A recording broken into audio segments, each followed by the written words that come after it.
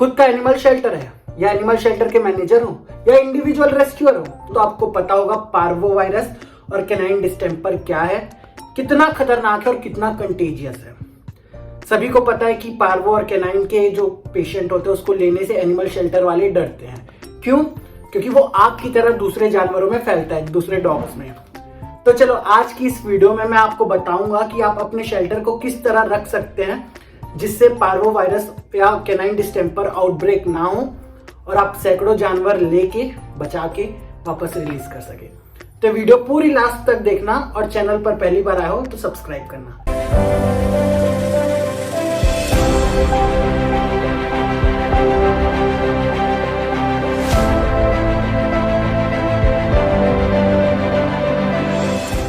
Hello दोस्तों, मेरा नाम है अमन मिश्रा और आप सभी का स्वागत है सोल एनिमल वेलफेयर के यूट्यूब चैनल पे।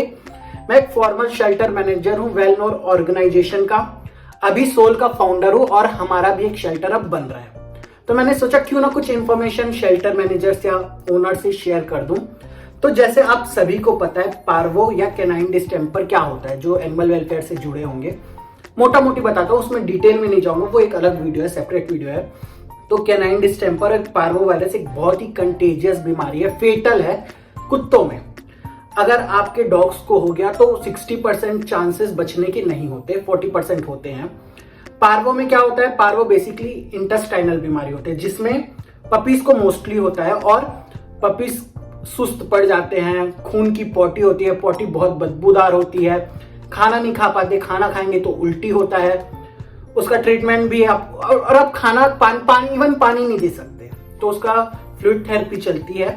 वैसे ही कैनाइन डिस्टेंपर एक नर्वाइनल इशू होता है डॉग्स में, वो बड़े डॉग्स में भी हो सकता है। उसमें बेसिक सिम्टम्स है, ट्विचिंग होती है, बुखार आना, सुस्त पड़ जाना, कई बार फिट्स आते हैं, दौरे पड़ते हैं, तो ये सब चीजें हैं।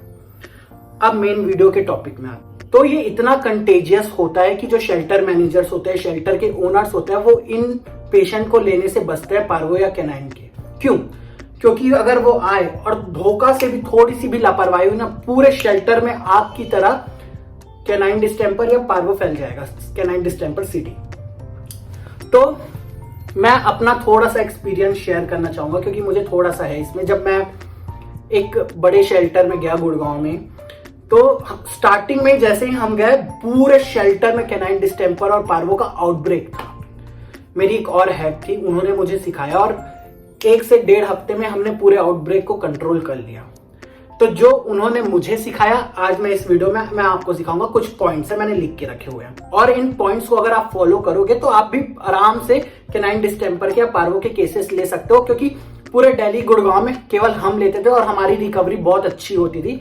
ऑब्वियसली थैंक्स टू डॉक्टर, बहुत अच्छा काम करते थे वो।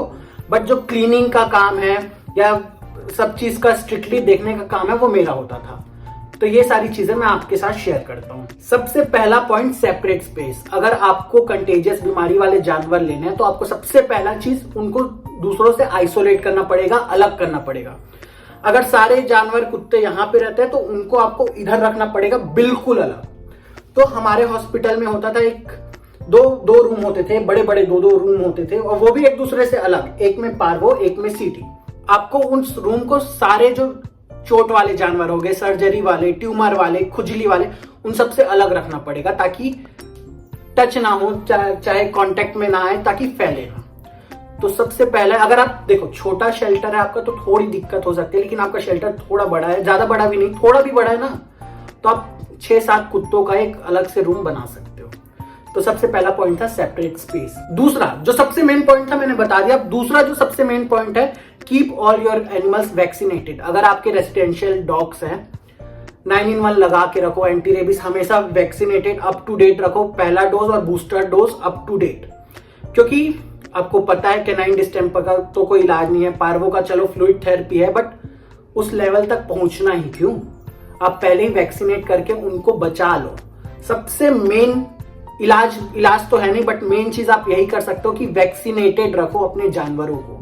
तो आपने एक सेपरेट स्पेस रख लिया, वैक्सीनेशन सारे एनिमल्स की कर दी, मेन और बूस्टर। तीसरा है जितनी भी स्टाफ है उस सेक्शन की, पार्वो सेक्शन की, सीडी सेक्शन की, उनको सभी से अलग रखो। अगर उनका लंच ब्रेक है, लंच ब्रेक में भी वो अपने सेक्शन में ही रहे, पार्वो या सीडी के, किसी से उनको मिलने मत दो, उनको पूरा आइसोलेट रखो। जानवर को तो रखो, उनको भी रखो। और वहां की जितनी भी क्लीनिंग की सामान है, यूटेंसिल्स हो गए, मॉपिंग हो गई, अलग रखो। हमारा पार्वो का और सीडी का पूरा सामान अलग अलग होता था, इवन दोनों का, तो वो जरूर रखो ताकि मिक्स ना हो और इधर से उधर वायरस फैले ना। तो तीसरा पॉइंट है, जो स्टाफ है उसको सभी से सेपरेट रखो, और जितने भी यूटेंसिल्स है उनको एक दूसरे से, और बाकी जो नॉर्मल जो बीमारी है उन वाले सेक्शन से बिल्कुल अलग रखो। चौथा है, ब्लीचिंग पाउडर इज मस्ट। देखो, ब्लीचिंग पाउडर बहुत इंपॉर्टेंट है वायरस को मारने के लिए। हमारा क्या होता था, हम दिन के 2 बार, सुबह एक बार, शाम को एक बार, ब्लीचिंग पाउडर से पूरा पार्वो सीडी सेक्शन क्लीन करते थे। कैसे?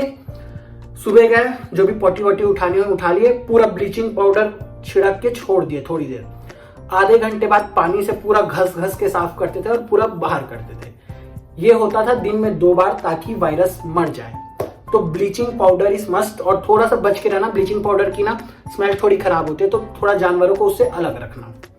चौथा है, अगर आप देखोगे किसी सर्जरी रूम में जब डॉक्टर जाते हैं तो उनके पास एक जूते का कवर होता है पन्नी में, तो आप वो ला के रखिए, क्योंकि जो स्टाफ होती है, क्लीनिंग स्टाफ वो जाती है, तो उसमें प्रॉपर हम जूते में कवर लगाते थे, और जब वो वहां से निकलती थी उस कवर को हम वहीं पे रख देते थे और डिस्पोज कर देते थे, ताकि पैर के थ्रू, क्योंकि देखो पार्वो का वायरस है, पॉटी कर रहा है, पॉटी में वायरस होता है, धोखे से खून दिया या कुछ कर दिया, फिर वो कहीं और जा रहा है तो फिर वो फैलता।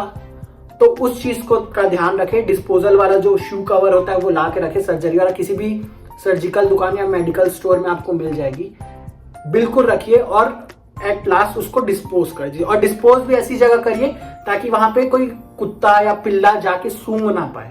तो ऐसी जगह उन सारी चीजों को, चाहे ये हो गया, कोई भी चीज हो गई सीडी पार्वो सेक्शन की, उसको ऐसी जगह डिस्पोज करे ताकि वहां पे कोई और कुत्ता ना आ पाए। छठवीं चीज, clean your self after coming out from parvo और सीडी सेक्शन। मेरा क्या होता था, जब मैं शेल्टर मैनेजर था तो मैं सीडी पार्वो में दिन भर नहीं जाता था, क्योंकि मेरे पास नए में 150 कुत्ते अलग होते थे, जो कभी खुजली हो गया, ट्यूमर हो गया, फलाना ढिमका हो गया। तो जब मैं पूरा दिन भर शेल्टर घूम लेता और जब आखिरी मेरा घर जाने का टाइम होता तो उसके 1 घंटे पहले या 1.5 घंटे पहले मैं पार्वो और सीडी में जाता और अपना टाइम स्पेंड करता, जाके अपडेट्स लेता कि किस पपी का क्या चल रहा है, कौन किसके में सुधार हो रहा है, किसके में सुधार नहीं हो रहा, और सारी चीजें और सारी प्रोटोकॉल्स फॉलो करने के बाद मैं सीधा घर जाता। उसके बाद उस जगह से अगर निकलता तो मैं किसी और सेक्शन में नहीं जाता, मैं सीधा अपने रूम जाता, कपड़े चेंज करता, कपड़े धुलने में जाते और मैं नहाता, उसके बाद मैं अपना जो भी दिनचर्या वो करता। तो बहुत जरूरी है, अगर आप सीडी पार्वो में जा रहे हो तो ट्राई करो, निकलने के तुरंत बाद कपड़े चेंज करो, नहा लो और कपड़े धोने में डालो, उसके बाद किसी और जानवर को मत छुओ। दोस्तों एक चीज और मैं वीडियो बनाते हुए बताना भूल गया, तो मैं अलग से वीडियो को बना रहा हूँ। तो कभी भी आप कोई नया केस लेके आते हो शेल्टर में, तो उन केसेस को कम से कम 3 से 4 दिन आइसोलेट रखो। क्यों, मैं बताता हूँ रीजन। हो सकता है आप एक्सीडेंट का केस लेके आए, ट्यूमर का केस लेके आए, लेकिन आपको नहीं पता उसको कोई कंटेजियस बीमारी है, जैसे पार्वो हो गया, सीडी हो गया, तो 3 से 4 दिन उसको अलग आइसोलेट रखो बाकी जितने भी एनिमल्स है उनसे, ताकि सिम्टम्स अच्छे से दिखे। अगर कंटेजियस बीमारी हुई तो उनको अलग रखो, और नॉर्मल हुआ अगर कुछ नहीं है तो नॉर्मल के साथ मिला दो।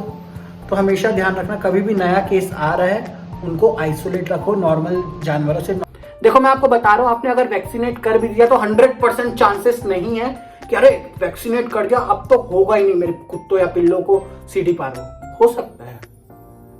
तो प्रिकॉशन, इस आउटब्रेक को रोकने के लिए जितना प्रिकॉशन हो सके वही करो, क्योंकि एक बार आउटब्रेक हो गया तो जाने जाएंगी, भले उसको आप कंट्रोल कर लोगे 1-1.5 हफ्ते में, बट जाने उस समय तो जाएगी ना। तो क्यों क्या बोलते हैं, precaution is better than cure. क्यों आपको क्योर करना है, प्रिकॉशन लो और वो होने ही ना दो।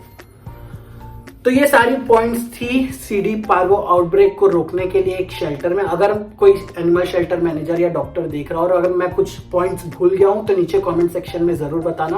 और अगर वीडियो इन्फॉर्मेटिव लगी और चैनल पर पहली बार हो, प्लीज चैनल को सब्सक्राइब करो, इस वीडियो को शेयर करो एनिमल शेल्टर के ओनर से या मैनेजर से या इवन इंडिविजुअल रेस्क्यूअर, भले वो घर पे नहीं लाते लेकिन बाहर फील्ड में जाके पार्वो का वायरस देख रहा है, फिर किसी नॉर्मल को जाके छू रहे तो उनके में भी होगा। ग्लव्स पहनो, मैंने ग्लव्स का बताना भूल गया, ग्लव्स हमेशा पहनो पार्वो सीडी के जानवरों को छूते टाइम और तुरंत उसको डिस्पोज करो।